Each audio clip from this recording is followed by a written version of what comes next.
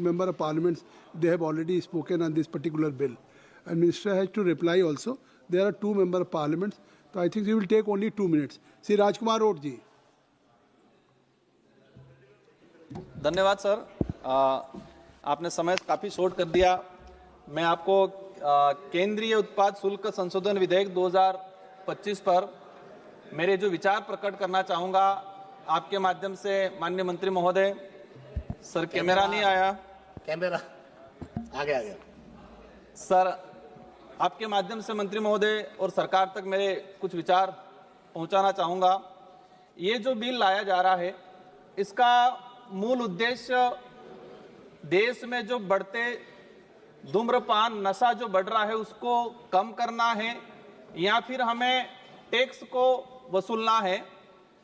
मैं अगर इस बिल के माध्यम से देश में जो नशा मुक्ति का अभियान अगर तेजी से बढ़ता है और इस पे प्रतिबंध लगता है तो अच्छी बात है, स्वागत योग्य है।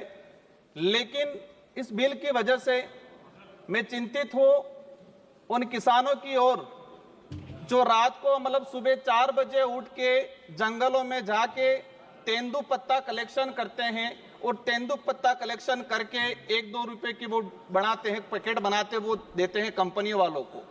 ये जो कानून लाया जा रहा है उसका असर कहीं उन किसानों पे नहीं पड़े जो जंगलों में जाके सुपारियों के बागवानों में जाके जो कलेक्शन करते हैं, इनके आमदनी पे इसका असर नहीं पड़े, उस बात से मैं चिंतित हूं। मैं जहां तक जो समझा हूं, हम देखते हैं देश में जिस तरह से धूम्रपान बढ़ रहा है, जिस आदिवासी दलित पिछड़े इलाके के अंदर जहां शिक्षा पहुंचनी चाहिए थी वहां शिक्षा नहीं पहुंची है, वहां पर नशा पहुंचा है।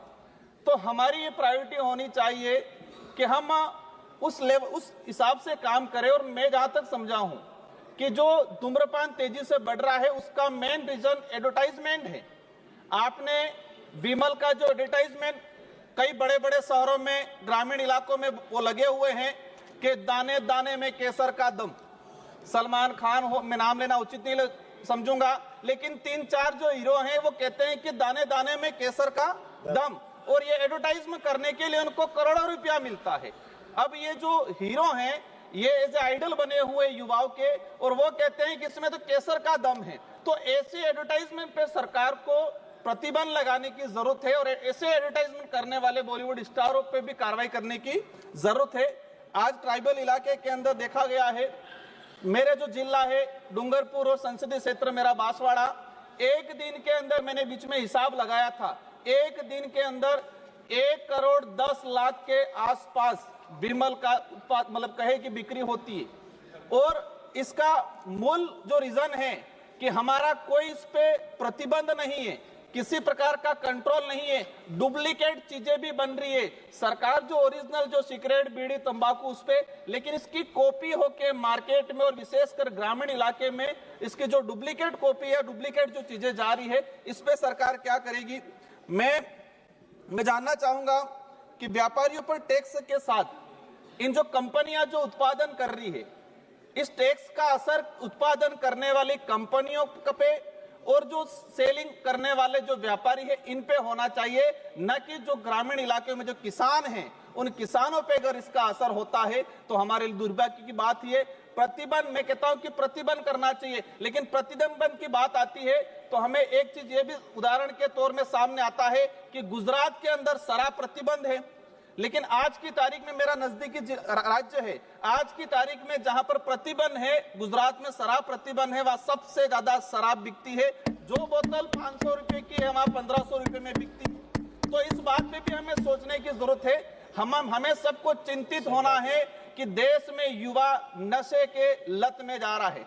माननीय अध्यक्ष महोदय, एक बात, सभापति महोदय, एक बात और ले जाना चाहूंगा कि जो भक्ति जो मार्ग है या संत जो मार्ग है, अधिकतर संत अच्छे विचारों अच्छे आइडियोलॉजी के हैं, लेकिन कुछ जो ऐसे संत हैं जो धर्म की आड़ में वहां पर नशा का जो जैसे कि अफीम है, गांजा है, ऐसे कई मंठों के अंदर कई धार्मिक स्थलों में भी इसका उत्पादन होता है, क्योंकि वो धर्म के आसपास से तुम्हारा कोई कार्रवाई भी नहीं होती है।